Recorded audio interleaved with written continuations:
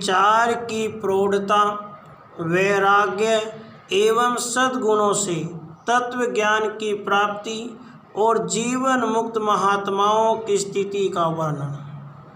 श्री वशिष्ठ जी कहते हैं, श्री राम, किंचिन मात्र विवेक पूर्वक विचार से जिसने अपने चित्त का निग्रह कर लिया उसने जन्म का फल पा लिया। यदि हृदय में इस विचार रूपी कल्प वृक्ष का कोमल अंकुर भी प्रकट हो जाए तो वही अंकुर अभ्यास योग के द्वारा सैकड़ों शाखाओं में फैल सकता है। विवेक वैराग्य से जिसका विचार कुछ दृढ़ हो गया है उस पुरुष का शांति, समता, क्षमा, दया आदि पवित्र गुण उसी प्रकार आश्रय लेते हैं जिस प्रकार जल से परिपूर्ण सरोवर का पक्षी और मत्स्य, कच्छप आदि आश्रय लेते हैं। भली भांति परमात्मा विषय विचार करने से जिसे परमात्मा के स्वरूप का साक्षात्कार हो गया है, ऐसे ज्ञानी महापुरुष को अविद्या से उत्पन्न अत्यंत रमणीय और विशाल वैभव भी आकृष्ट नहीं कर पाते। परमात्मा के यथार्थ ज्ञान से जिसकी बुद्धि विशुद्ध हो गई है उस महात्मा का यहाँ के विषय, मानसिक वृत्तियाँ आदि और व्याधि ये सब क्या कर सकते हैं, अर्थात वे उसे तनिक भी विचलित नहीं कर सकते।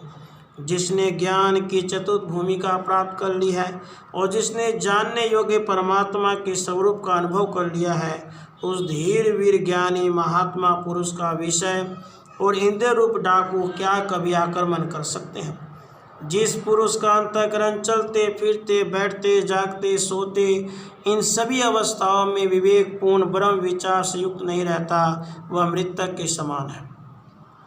अज्ञान रूपी अंधकार का हरण करने वाले परमात्मा विषयक विचार से तत्काल ही विशुद्ध परम पद रूप परमात्मा का प्रत्यक्ष अनुभव हो जाता है।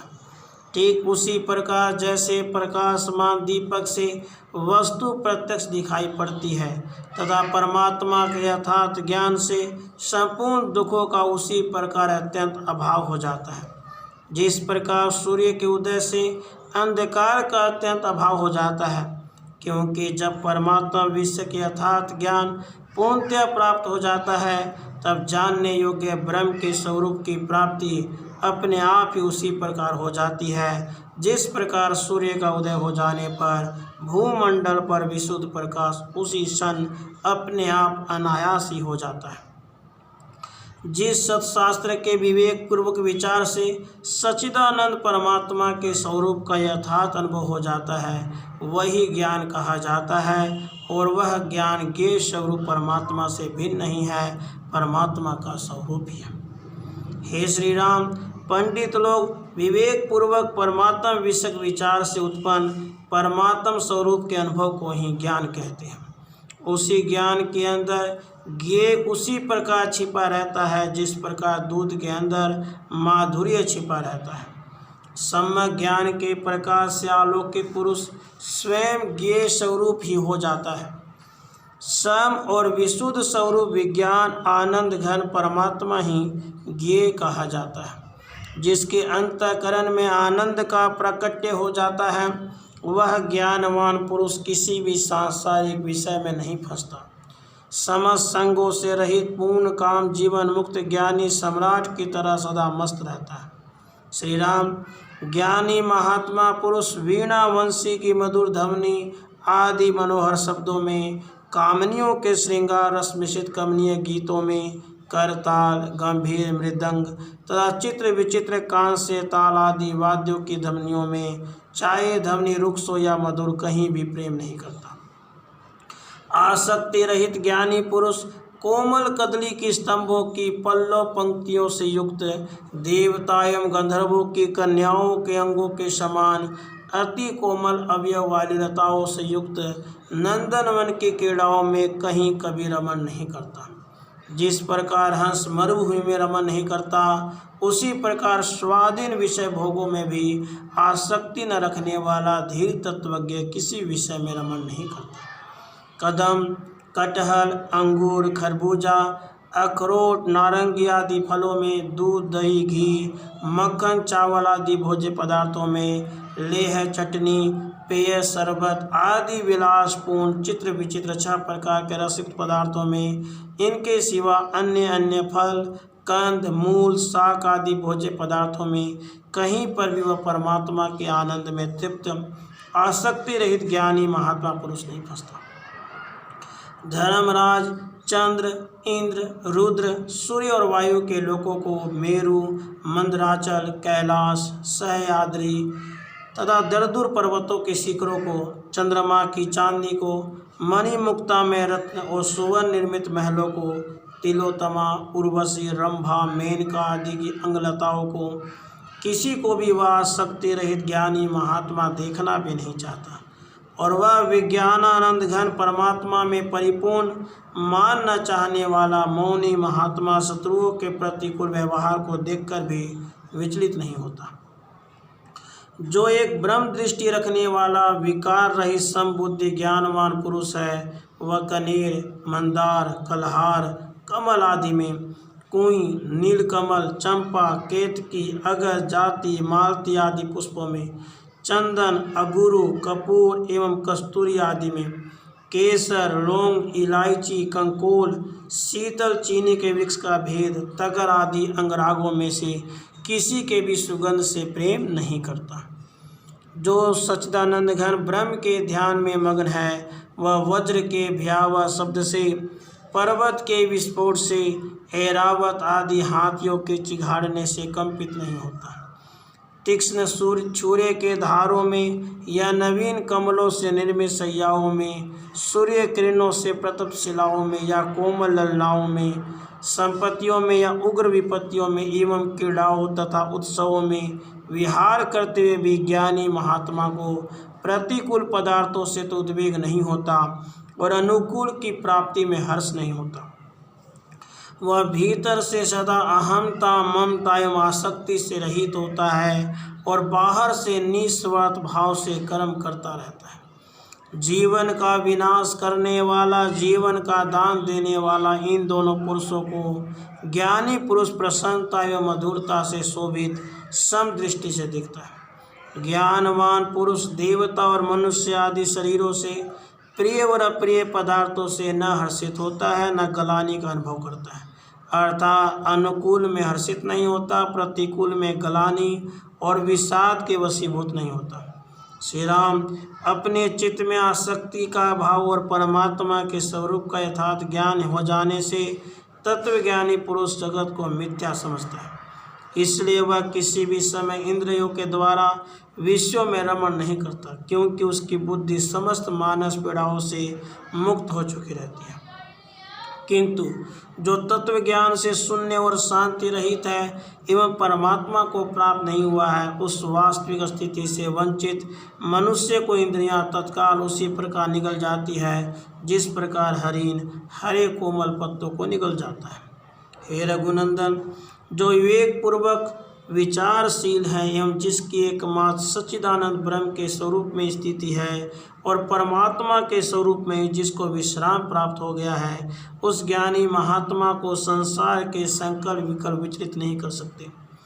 ठीक उसी प्रकार जैसे जल का प्रवाह अचल पहाड़ को विचलित नहीं कर सकता।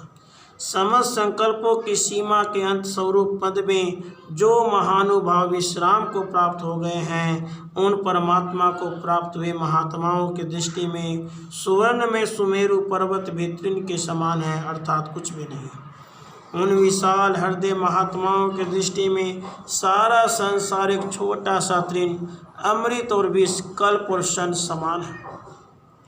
जिस जड़ दृश्य संसार का आदि और अंत में अस्तित्व नहीं है, उसकी यदि वर्तमान काल में कुछ काल तक सत्ता प्रतीत हो रही है तो वह जीवात्मा का भ्रम ही है। ज्ञानी शरीर, मन, बुद्धि तथा शक्ति से रहित इंद्रियों से चाहे कर्म करे या न करे, असंग होने के कारण कर्म से लिप्त नहीं होता।